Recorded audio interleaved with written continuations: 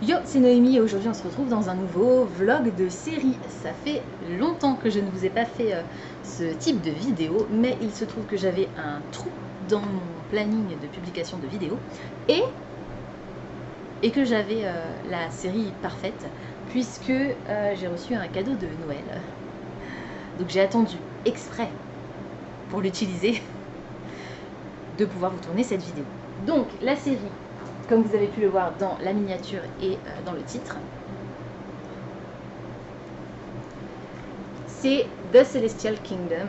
Donc le tome 1, Daughter of the Moon Goddess, le tome 2, Heart of the Sun Warrior, et le tome 2.5, Tales of the Celestial Kingdom, qui est un recueil de nouvelles en fait, enfin de nouvelles, un recueil de contes dans cet univers. Donc le tome 1, je vais vous lire rapidement le résumé, sachant que cette série a été traduite, donc si vous avez envie de les lire en français, c'est possible. Il y a beaucoup de légendes sur ma mère. Élevée sur la Lune, Tinjin ignorait qu'elle était cachée à l'empereur céleste qui a exilé sa mère pour avoir volé l'élixir d'immortalité.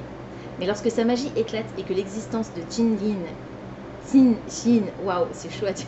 Pardon, je suis désolée pour la prononciation des noms. Je pense que j'aurai la vraie bonne prononciation quand j'aurai commencé à l'écouter parce que j'ai la version audio. Mais lorsque sa magie éclate et que l'existence de Jing est découverte, elle est obligée de fuir sa maison, laissant sa mère derrière elle. Seule, impuissante et effrayée, l'héroïne se dirige vers le royaume céleste, une terre d'émerveillement et de secrets. Déguisée, elle s'entraîne aux côtés du fils de l'empereur, maîtrisant le tir à l'arc et la magie, malgré la passion qui flambe entre eux. Pour sauver sa mère, l'héroïne... Vous avez bien compris que c'est pas l'héroïne qui est marquée. Hein. Pour sauver sa mère, l'héroïne se lance dans une quête, affrontant des créatures légendaires et des ennemis vicieux. Mais lorsque la magie interdite menace le royaume, l'héroïne doit défier l'impitoyable empereur, la laissant déchirer entre perdre tout ce qu'elle aime ou plonger le royaume dans le chaos. C'est inspiré par la légende de la déesse de la lune, qui est issue de la mythologie chinoise. Pardon, je sais pas où j'allais avec cette phrase. Donc, c'est la série que je vais lire là pour les 2 premières semaines du mois d'août, en fil rouge et en lecture commune avec Diane. Diane qui m'a offert le fameux cadeau dont je vous ai parlé et que je vais faire également pendant les 14 prochains jours, à commencer par aujourd'hui.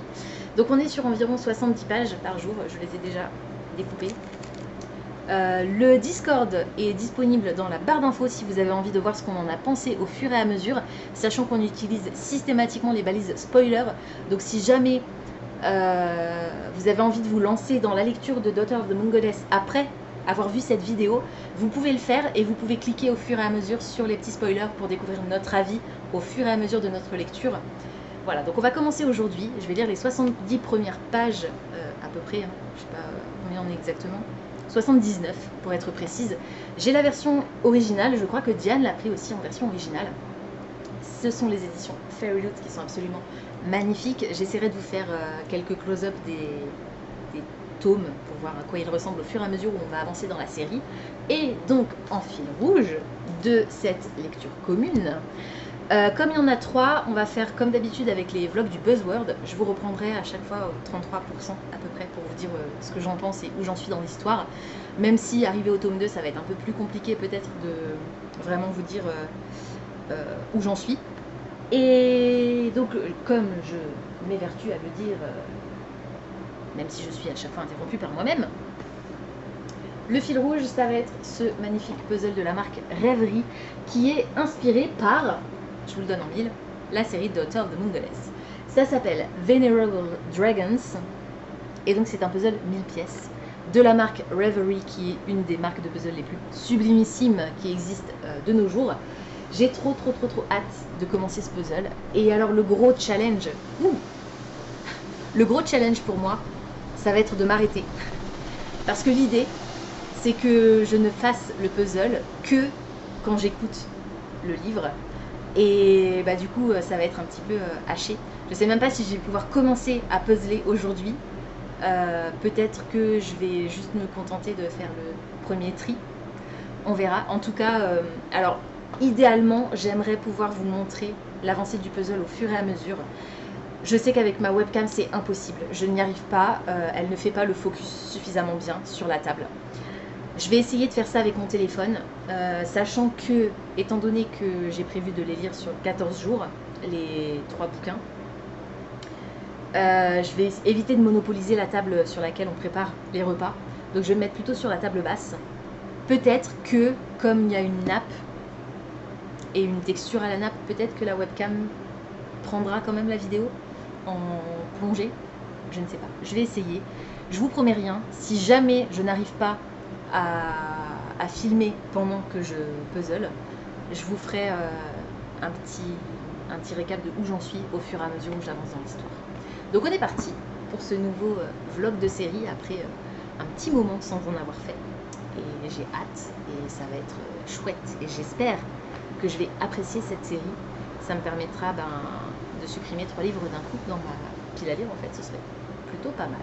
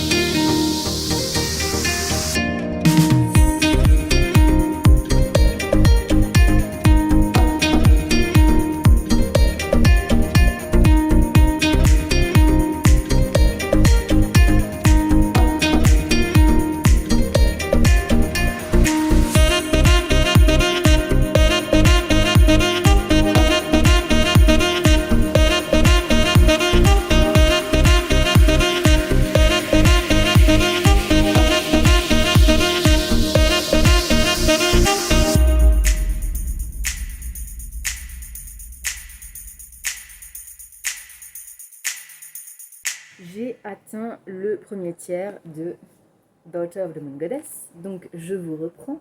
Je vais mettre mon marque-page à la bonne place, et ça tombe bien, on est pile poil à la partie 2. Alors, petit récap du coup, parce que je crois que je vous ai relu le résumé. Donc on va faire la connaissance de... Je me souviens déjà plus de son prénom, alors que je viens de l'écouter. Yijin, donc c'est comme ça que ça se prononce. Ça c'est cool d'avoir la version audio parce qu'au moins je sais que je fais pas trop d'erreurs de prononciation. Donc on fait la rencontre de Yijin qui est la fille de la déesse de la lune. Et quand l'histoire commence, elle vit tranquillement dans un palais avec sa mère. Et en fait, un jour, l'impératrice céleste, le titre de la série c'est The Celestial Kingdom, l'impératrice Céleste débarque et sa mère lui demande de se cacher. Et en fait, à ce moment-là, sa mère va lui avouer que l'impératrice ne sait pas qu'elle existe et qu'elle doit rester cachée parce que sa mère a fait quelque chose d'impardonnable aux yeux de l'impératrice et donc elle est en réalité emprisonnée. Seulement maintenant que l'impératrice a ses yeux sur elle, eh bien Yidin va devoir quitter sa maison parce qu'elle est plus en sécurité. Donc elle réussit à s'enfuir et au lieu d'atterrir dans le royaume des mortels, donc chez nous, elle va, par un concours de circonstances, se retrouver à la cour céleste, donc au cœur du domaine de ses ennemis. Et elle va entrer dans une compétition qui va lui permettre de s'entraîner et d'apprendre aux côtés du fils de l'empereur et l'impératrice. Donc ils vont former une jolie amitié. Tous les deux, j'aime énormément leur relation qui va bien entendu, vous devez vous en douter, se transformer en quelque chose d'un peu plus. Et c'est vraiment très très beau, je trouve que c'est très bien écrit, c'est poétique, j'ai vraiment des décors, un côté très pastel, très apaisant à cette histoire pour l'instant. Il n'y a pas eu vraiment de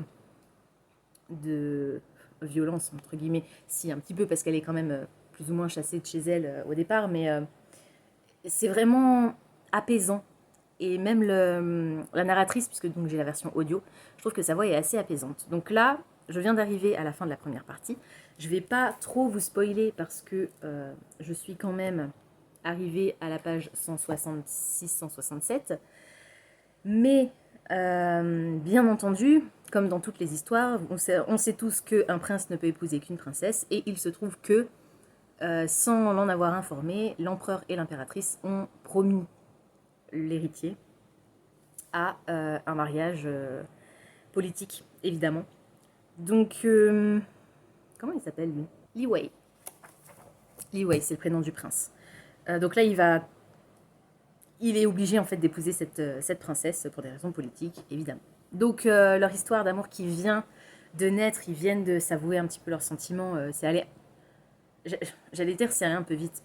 En fait non, parce que nous on a lu que 160 pages, mais en réalité le début de l'histoire se déroule sur plusieurs mois. Ça fait plus de 3 mois, c'est sûr, parce qu'il y a un moment donné, il y a 3 mois qui sont mentionnés, donc ça fait plus de 3 mois qu'ils se connaissent, voilà, et donc ils sont tombés amoureux au fur et à mesure en apprenant à se connaître. Et je trouve que c'est vraiment beau, en fait. J'aime beaucoup cette relation, j'aime beaucoup les décors, l'ambiance. J'apprécie que ce soit ce mythe qui soit réécrit plutôt qu'un autre, parce que, pas forcément que ça change, c'est quand même un des mythes chinois les plus connus. Mais je trouve que c'est bien fait pour l'instant. Et voilà, j'ai hâte d'y retourner. Et puis concernant mon puzzle, du coup, je suis arrivée donc au tiers de mon bouquin. Et je vais pas pouvoir retourner la caméra, donc je vais vous montrer comme ça. De toute façon, vous l'avez vu avant, je suis arrivée peut-être un petit peu moins du tiers. Désolée pour le... Il doit me rester un peu plus de 2 tiers du coup, et là je vais commencer à bosser sur les dragons de l'illustration qui est là. Donc j'ai commencé à faire la tête du dragon doré.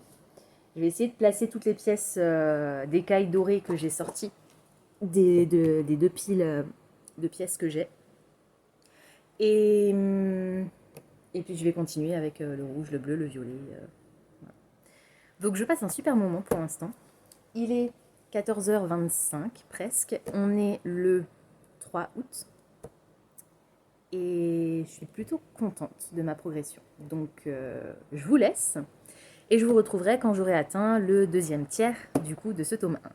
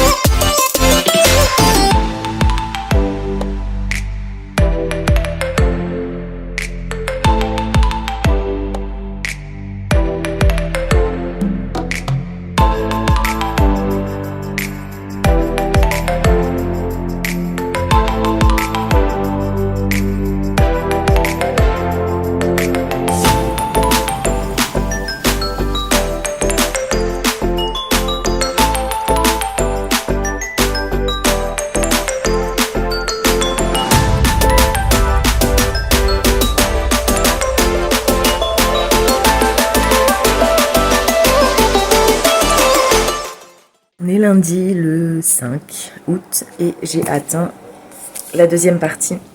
Non, la troisième partie déjà. Attendez. La deuxième partie de ce livre pour cette vidéo, mais la partie 3.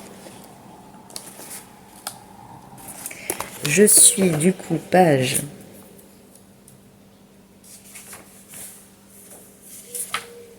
331, chapitre 27. J'adore. Je suis fan. Je vous avais dit qu'il n'y avait pas de violence dans la première partie. Alors il y en a un petit peu dans la seconde, mais c'est pas non plus... c'est pas de la high epic fantasy super trash ou quoi que ce soit. C'est pas hyper sanglant ni rien. C'est du young adulte. On a un élément qui aurait pu me rebuter et me faire énormément lever les yeux au ciel. On a un triangle amoureux dans cette histoire. Et ben ça me gêne pas tant que ça. J'espère juste qu'elle finira avec le bon. Je serais déçue si elle finit pas avec celui que je veux. Et Diane est d'accord avec moi. J'aime trop. Cette relation avec le prince, la façon dont c'est écrit, ce qu'ils vivent ensemble, les créatures et la magie qu'ils affrontent, l'univers, les décors, le style de l'autrice, tout est beau. Tout est beau. Tout est beau. Donc je ne sais pas quoi vous dire de plus. C'est vraiment chouette. J'en ai un peu ras la casquette des fantaisies inspirées par le folklore asiatique parce que je trouve que Fairyloot a fait quasiment que ça ces derniers temps. Je trouve que c'est très très souvent, on a au moins une box sur deux, voire toutes les boxes, si on inclut la adulte et la young adulte en même temps, ou il y en a une. Et je trouve que c'est un peu dommage parce qu'il y a tellement d'autres univers qui sont possibles d'explorer. Alors c'est sûr, le folklore asiatique est très riche, mais c'est une esthétique aussi qui parle pas forcément à tout le monde. Moi, ça me parle vite fait. Donc heureusement, celui-ci, je l'adore. Et c'est très très cool. J'ai hâte d'y retourner. J'ai quasiment fini le puzzle, je pense que je vais le finir aujourd'hui. D'ailleurs, je l'ai commencé là parce que il me restait un chapitre à écouter avant de vous faire cette update. Donc j'ai pu le commencer un petit peu. Je pense que je vais le finir là, ce matin. Parce qu'il est assez tôt, il est même pas encore 9h, il est 9h moins 10. Et puis je continuerai ma lecture de ce premier tome et du tome 2 et des contes après, sans puzzle du coup. Ça ira pas plus vite ni moins vite, mais je suis très très contente. Franchement, je passe un super moment. Et vraiment, cette expérience de le faire avec le puzzle, c'est aussi très très cool. Donc j'ai hâte de m'y remettre. Ce que je vais faire de ce pas. Je sais pas trop ce que je vais pouvoir vous dire parce que comme on avance, je veux pas vous spoiler l'histoire. Notre héroïne a toujours en tête cet objectif de sauver sa mère, de libérer sa mère bien entendu, mais ça s'avère un peu plus compliqué que ce qu'elle pensait. Et elle pense que le seul moyen de le faire, c'est d'obtenir une décoration et une faveur de l'empereur. Donc elle s'est engagée dans l'armée pour tenter d'obtenir cette faveur. Et elle demanderait de sauver sa mère. Donc pour l'instant, j'en suis à un stade où personne autour d'elle ne sait qu'elle est la fille de la déesse de la lune. Elle l'a toujours avoué elle n'a pas encore avoué à qui que ce soit. Je pense que ça devrait plus trop tarder.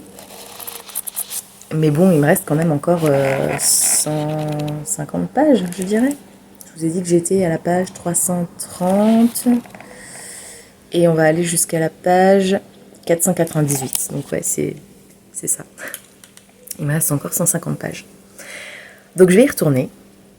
Et puis je vous reprendrai du coup quand j'aurai terminé le tome 1 avec ma note définitive pour ce premier volume.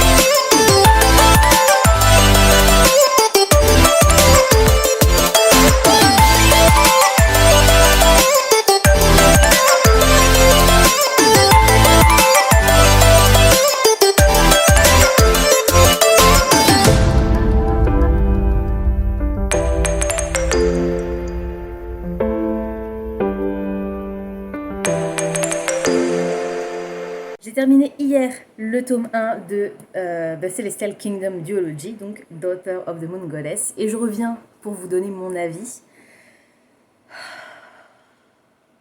Coup de cœur.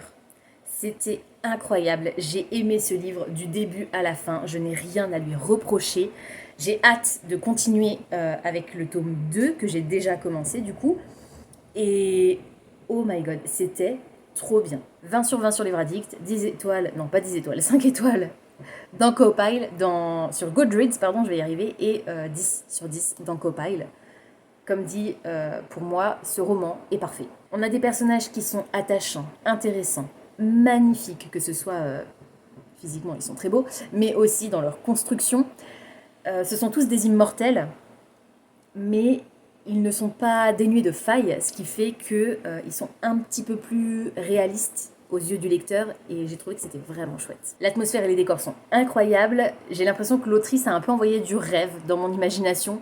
Je vous l'ai dit au tout début, je crois, j'avais l'impression d'avoir un décor pastel, et ça a été ça tout au long de ma lecture. Alors il y a certains moments où on avait des touches de couleurs un peu plus vives, quand il y a un peu d'action ou un peu de tension, mais j'ai trouvé que c'était beau. Tout est beau dans ce livre. C'est un tome 1 qui fait presque 500 pages dans cette édition exclusive Fairyloot. On est à 498 pages et il se passe énormément de choses. J'en parlais à mes collègues l'autre jour au boulot et j'étais arrivée à peu près aux 2 tiers, je pense. Et je leur racontais l'histoire et Mathilde me disait mais tout ça, ça se passe dans le tome 1 ? Oui. Tout ça se déroule dans le tome 1. Il y a énormément de choses qui se passent dans ce premier volume. Et même le triangle amoureux auquel je ne m'attendais pas, et que j'ai pas forcément vu venir au départ, eh ben ça m'a plu. J'ai adoré, et je trouve qu'il y a un énorme potentiel avec cette relation pour le tome 2. Donc j'ai trop hâte de m'y replonger. Le seul petit truc, mais comme dit, pour moi c'était parfait, donc même ça, je peux pas lui en vouloir, c'est... Je sais pas si j'arriverai à pardonner l'autrice pour la trahison. Elle m'a brisé le cœur à un moment donné. Je vous rappelle que je lis cette série en lecture commune avec Diane. En fait, on s'est toutes les deux fait avoir. Il y a un moment donné, il y a un twist dans cette histoire auquel on ne s'attendait pas du tout. Et on a été particulièrement choqués. Et on s'est senti trahis par l'autrice.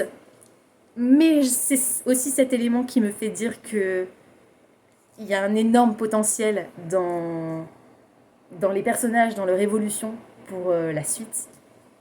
Donc, j'ai commencé le tome 2 hier, du coup. Je l'ai continué un petit peu ce matin. Je vous rappelle, hein, si vous avez envie, si vous n'avez pas encore lu la série et que vous avez envie de la lire et avoir nos petits commentaires au fur et à mesure des tomes et des chapitres, ou bien si vous l'avez déjà lu et que vous avez envie de savoir ce qu'on a pensé un petit peu avec tous les spoilers que vous voulez, parce que je ne vais pas vous faire de spoilers dans cette vidéo, et ben je vous invite à cliquer sur le lien qui est dans la barre d'infos vers le Discord. Et ça vous permettra aussi de voir toutes les lectures communes qu'on a fait depuis quelques années maintenant, je dirais. Donc voilà, c'était incroyable. Je vous conseille vraiment de tout cœur ce premier volume et j'espère que le tome 2 sera à la hauteur. Pour l'instant, c'est le cas. Je suis arrivée à la page... Je vous en reparlerai de toute façon 130, 135. Mais je vous en reparlerai quand j'aurai atteint le premier tiers. Voilà. Je suis trop contente. J'ai hâte d'être à demain pour continuer Heart of the Sun Warrior.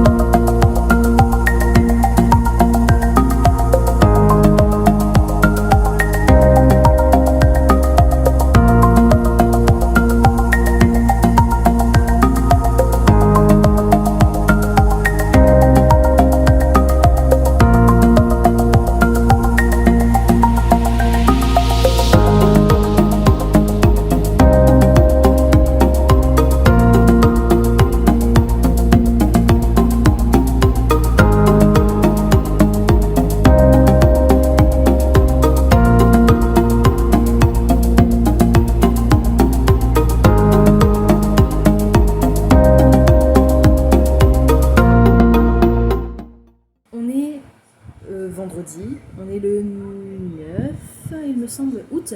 J'ai atteint la première partie, enfin le premier tiers de mon bouquin qui fait... Il est un peu plus court, je dirais, ouais. Il fait 456 pages, le tome 1 faisait 498, donc on est à 42 pages de moins. Donc je suis page 156, chapitre 14. J'aime toujours autant cet univers, ces personnages. Le tome 2, c'est donc Heart of the Sun Warrior, le tome 2 de The Celestial Kingdom Duology. Donc c'est le dernier volume de l'histoire. Le troisième, c'est un tome 2.5 qui est donc un recueil de contes de l'univers. Donc normalement, à moins que, je ne devrais pas retrouver les personnages. On verra. Je suis contente de les retrouver. La dynamique du triangle amoureux est toujours présente dans cette histoire. Et là où j'en suis arrivée, ça commence à sentir bon en la faveur de ce que j'aimerais qui se déroule. Je ne vais pas vous en dire plus pour ne pas vous spoiler. On a toujours notre héroïne qui est un peu coincée par certaines personnes qui lui en veulent pour X ou Y raison. Et on va se retrouver dans un autre endroit. Donc on va découvrir une autre partie du royaume. Et ça a l'air plutôt intéressant. Donc j'ai hâte de m'y replonger. Ce que je vais faire de ce pas, parce que je suis censée lire encore 4 chapitres, 14, 15, 16, 17, 18, 5 chapitres ce soir. Je sais pas à quelle heure il est, il est 22h passé. Je sais pas si j'y arriverai, d'autant que... Il faut quand même que j'essaie de lire ces 5 chapitres, ou au moins une partie de ces 5 chapitres, et puis je continuerai demain. Demain on est samedi, et pendant l'été je termine à 13h le samedi, donc j'aurai au moins tout l'après-midi pour avancer un peu si jamais j'ai pris du retard sur la partie d'aujourd'hui. Mais voilà, je suis contente, j'ai très très hâte de voir où l'autrice va nous emmener, et j'espère que ça va continuer sur cette lancée, parce que pour l'instant j'ai pas été déçue une seule fois. Et même si l'autrice m'a de nouveau fait monter les larmes aux yeux, je lui en veux pas. C'est vraiment beau et j'ai hâte. Donc je m'y remets. Et puis je vous retrouverai dans 150 et quelques pages, à peu près, pour la deuxième partie de cette histoire. On est lundi le 12 août et vous verrez cette vidéo jeudi le 15. Donc, il me reste 3 jours. C'est ce que j'avais prévu, 3 jours pour finir The Celestial Kingdom Duology. Et ça se passe plutôt très bien. Alors, je ne vous ai pas repris quand j'ai atteint les 66% parce que j'étais pas en mesure de le faire. Les circonstances ont fait que je ne pouvais pas vous reprendre tout de suite. Donc j'ai fini ma partie d'hier, parce que je l'ai atteint hier en fait. Après le premier chapitre d'hier, j'ai atteint les 66%, mais j'ai quand même terminé ma partie. Et je me suis dit, tant pis, je vous reprendrai aujourd'hui. J'étais juste pas à la maison et pas en mesure de sortir mon téléphone pour filmer. Donc, je suis à 80% maintenant à peu près. Je suis page 367, chapitre 33. Alors, si je vous avais repris au moment des 66%, je vous aurais dit toujours la même chose. Ça me plaît toujours autant, j'apprécie les personnages, leurs relations, l'évolution.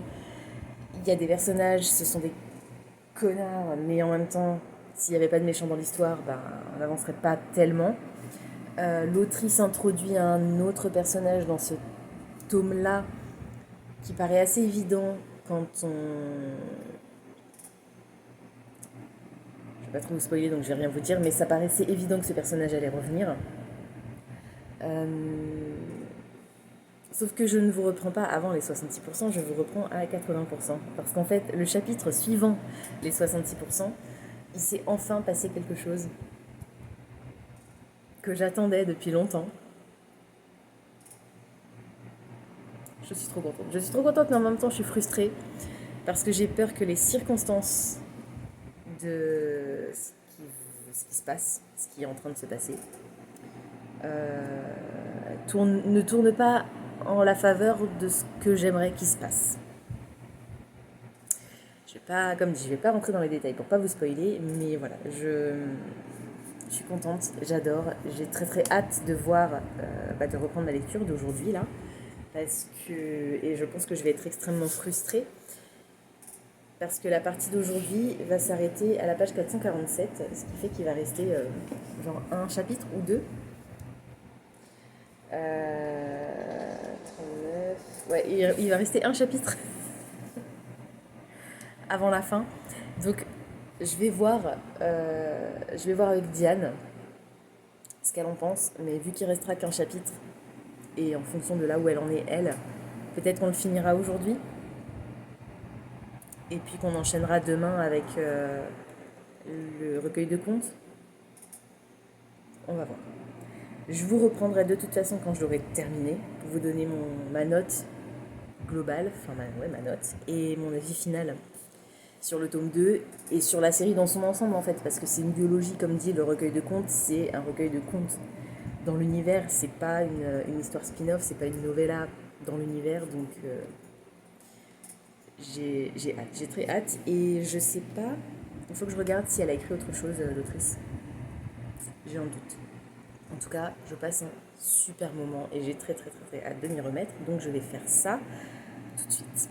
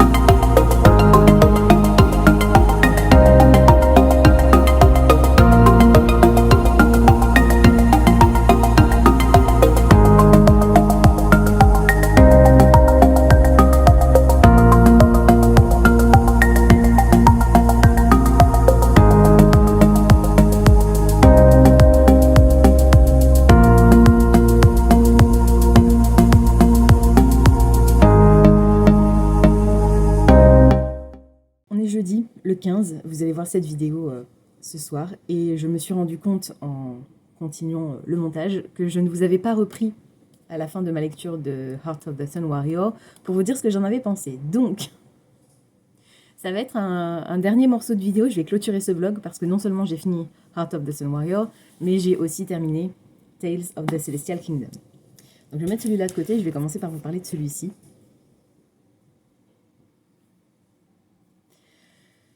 Lisez cette série. Lisez cette série, c'est une merveille, c'est incroyable. J'ai adoré tout du début à la fin, les personnages, l'atmosphère, le style de l'autrice, l'histoire, la façon dont c'est déroulé, le rythme. C'était phénoménal. J'ai pas été déçue à un seul moment. L'autrice m'a brisé le cœur 2 fois dans cette histoire. J'ai pas pleuré, mais j'aurais pu. C'était juste phénoménal. La fin, la façon dont elle écrit la fin, c'est juste incroyable. Et on est sur une fin qui est, sans être vraiment une fin ouverte, on est sur une fin qui pourrait On pourrait avoir encore un petit plus si l'autrice voulait. 20 sur 20, 5 étoiles sur Goodreads, 10 dans Copile. Je ne lui ai mis que des 10 dans le tableau. Aïe aïe aïe, cette série. L'autrice va sortir un autre roman en 2025 qui s'appellera Immortal et qui sera aussi une réécriture, je crois, d'une légende ou d'un conte chinois. Et je le lirai, c'est sûr, parce que même si j'arrête pas de râler que Farrelwood fait de plus en plus, je trouve, très souvent de la fantasy inspirée par le folklore asiatique, et ben celle-ci m'a énormément plu, j'ai adoré. Donc c'est sûr, je lirai d'autres choses de l'autrice. En attendant, voilà, lisez vraiment cette duologie. Alors, attention, j'ai vérifié, les 2 premiers tomes ont été traduits chez Stardust, qui est un label des éditions Hugo. Donc au niveau de la traduction, de la qualité de la traduction et de la correction, je ne peux pas me prononcer. Vous savez que j'ai beaucoup de réserves en ce qui concerne Hugo. Donc voilà, si vous avez envie de le lire en français, sachez qu'il existe. Je ne garantis pas la qualité de la traduction et de la correction. Il existe, non seulement il existe, mais en plus il existe en poche. Le tome 1 est déjà disponible et le tome 2 sortira en poche au mois de novembre, je crois, le 6 novembre, quelque chose comme ça. Par contre, Tales of the Celestial Kingdom, lui, n'a pas encore été traduit.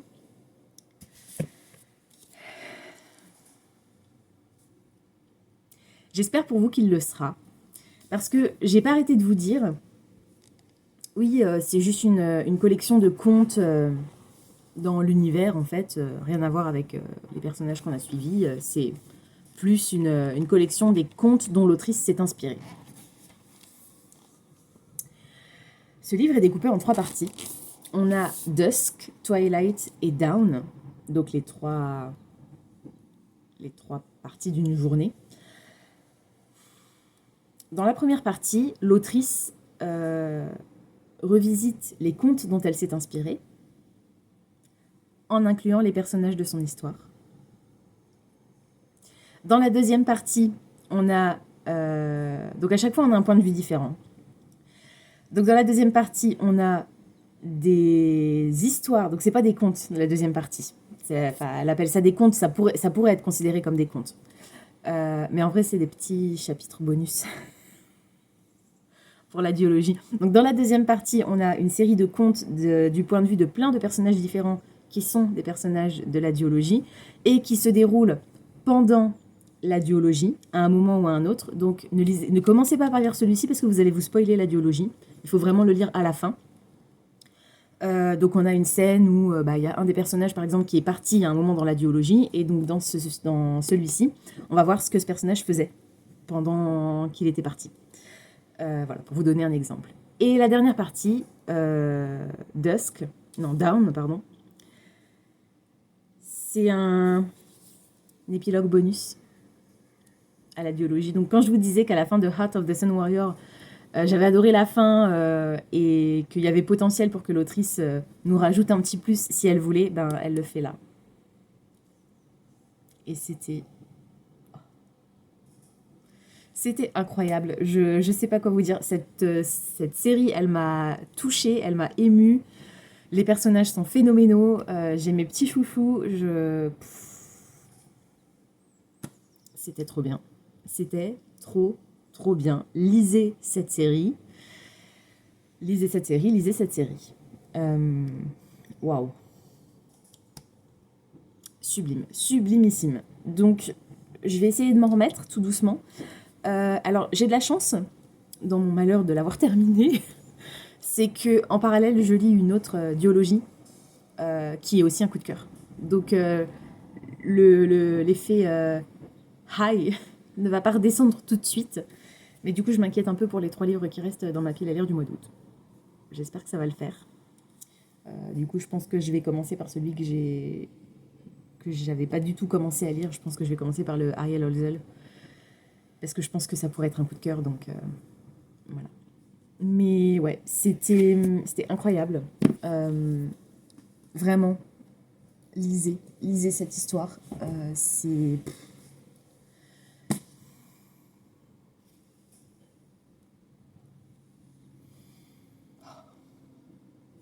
sublime. C'était sublime, c'était beau en fait. J'arrive pas à trouver un autre mot pour vous décrire cette histoire. C'était beau, tout était beau. Comme je disais, le style, les personnages, l'évolution, les relations. Oh là là là là là là. Elle nous fait vivre des trucs, l'autrice. Et vraiment cette idée de la compilation de contes dans l'univers, c'est magnifique. Il y a une note, il y a même 2 notes de l'autrice. La première pour dire que l'intégralité des bénéfices de la vente de cet ouvrage sera reversée à une association caritative.